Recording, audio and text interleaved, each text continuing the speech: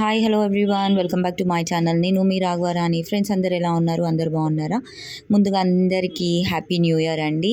ఈ కొత్త సంవత్సరంలో అందరికీ ఆయురారోగ్యాలు అష్టైశ్వర్యాలు కలిగి సంతోషంగా మంచిగా ఉండాలని కోరుకుంటున్నాను.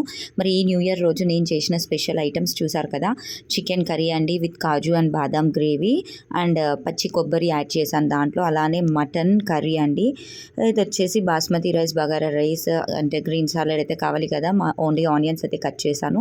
అండ్ ఫైనల్గా ప్లేట్లో అయితే సర్వ్ చేశాను. ఈరోజు అయితే నేను టైంకి లంచ్ ప్రిపేర్ చేసేసాను అనమాట. 1:30 వరకు మేమైతే లంచ్ చేసేసాము లేట్ అవ్వకుండా.